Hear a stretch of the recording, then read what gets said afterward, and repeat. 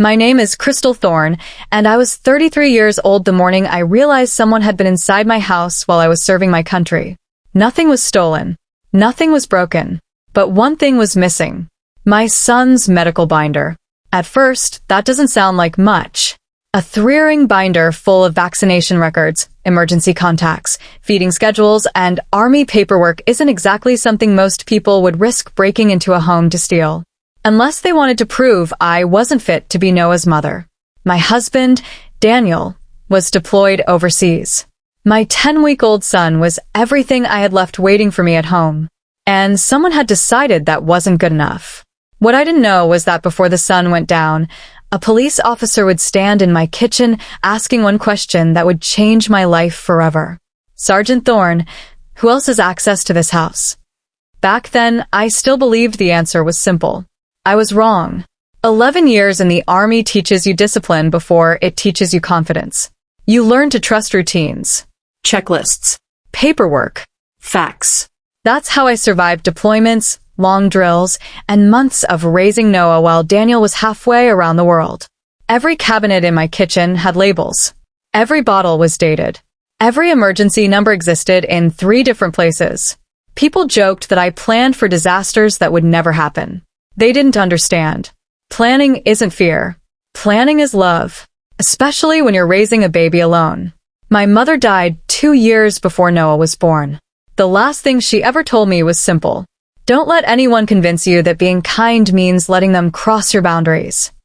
At the time, I thought she was talking about strangers. She wasn't. She had met Daniel's mother, Linda. Linda never yelled.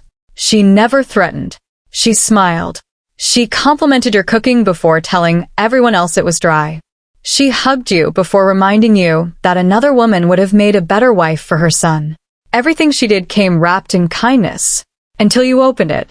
Then you found the knife. Daniel always believed she'd eventually come around. I stopped believing that after Noah was born. The first time she held him, she whispered something she probably thought I couldn't hear. This baby deserves stability. I looked directly at her. He has it. She smiled. We'll see. Those 2 words stayed with me. Weeks passed. Daniel called whenever he could from overseas. The calls were short. Sometimes 10 minutes. Sometimes 3. Long enough to hear Noah breathing. Long enough to tell me he loved us. Never long enough to solve problems back home. I never burdened him with Linda. He had enough to carry. I could handle his mother. At least I thought I could. One Thursday afternoon, Linda called unexpectedly. I was thinking of stopping by this weekend. I'll be at drill. Oh, perfect. Then I can help. I already have childcare. Silence. Then that same pleasant voice. Families should never need permission. They do in my house. She laughed softly. You've always been dramatic, Crystal. No, y I'm sure. I've always been clear. When the call ended, I immediately texted Dana. Dana was another military spouse. She'd watched children for half our unit over the years. If I trusted anyone besides Daniel with Noah, it was her. I sent one message. Do not let anyone take Noah without speaking to me first. Anyone. She replied almost instantly. Understood. Reading those words settled my nerves. For a little while. Friday night, I packed my gear for drill. Noah slept peacefully in his crib. The house was quiet. Before going to bed, I walked through every room the way soldiers clear buildings. Doors locked. Windows secured. Baby monitor charged. Bottles ready. Everything exactly where it belonged. I kissed Noah's forehead. I'll see you tomorrow, buddy. If someone had told me that would be the last peaceful moment I'd have for a long time, I would have stayed there just a little longer. Saturday morning arrived cold and gray. Dana arrived exactly at 8. I reviewed Noah's schedule anyway. She laughed. You know I already memorized this. I know. You just need to say it out loud. She wasn't wrong. Routine kept fear under control. I hugged Noah, handed him to Dana, picked up my rucksack, and drove toward the reserve center believing the hardest part of my day was leaving my son behind. I had no idea someone else had already started making plans for my family. And this time, they weren't planning to ask permission. By 9:15 that morning, my phone was locked inside the metal cabinet at the reserve center.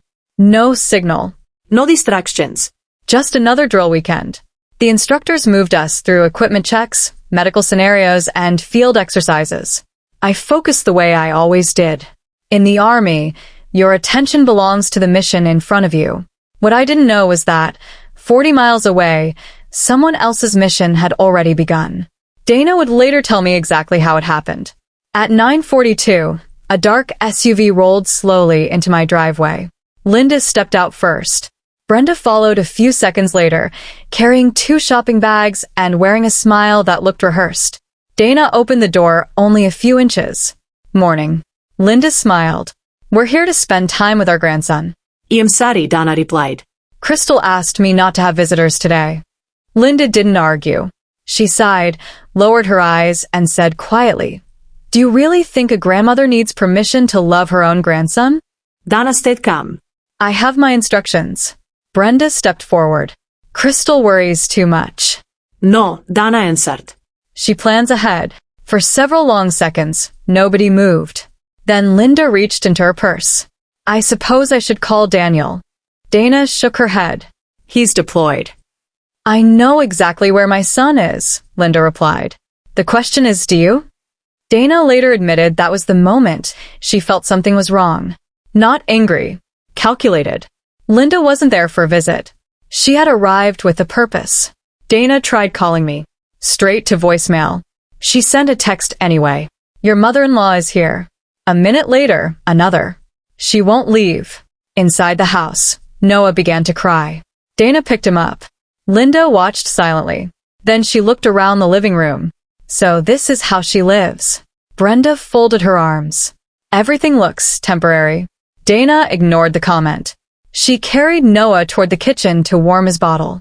When she turned back, Linda had already walked farther into the house. "Please don't go into the bedrooms," Dana called. Linda didn't answer. She disappeared down the hallway. Brenda followed. By the time Dana reached them, Linda was standing inside Noah's nursery. She looked at the walls, the crib, the changing table, the neatly organized shelves. Everything exactly where I'd left it. "This doesn't look like a home," Linda whispered. "It looks like a military inspection." Dana answered firmly. "It looks clean." Linda slowly ran her hand across the crib rail. "My grandson deserves better." Dana stepped between her and the crib. "You need to leave." For the first time that morning, Linda's smile disappeared. "You don't understand." No, Dana replied. "I understand perfectly." The tension in the room became almost unbearable. Brenda pulled out her phone. "I think Crystal should see how rude you're being." Dana didn't react. She simply picked up Noah and walked back toward the living room. Behind her, Linda looked around the nursery one more time. Her eyes stopped on the filing cabinet beside the rocking chair. Inside were copies of Noah's medical records, Army family care documents, and emergency paperwork. The same paperwork I'd spent months organizing. Linda quietly opened the drawer. She didn't remove anything. She only looked. Then she closed it. When Dana returned, Linda smiled again. "We're leaving." The words sounded genuine. Too genuine. Dana watched them walk outside. She locked the front door behind them. From the living room window, she saw the SUV pull away. She exhaled. The worst, she thought, was over. It wasn't. 20 minutes later, her phone rang. The caller ID showed an unfamiliar number. The woman on the other end introduced herself as an investigator with Child Protective Services. "We received an anonymous report concerning the welfare of an infant living at this address." Dana felt the blood drain from her face. "What report?" The caller stated the child has been abandoned for military duty and is being cared for by an unauthorized babysitter. Dana couldn't believe what she was hearing.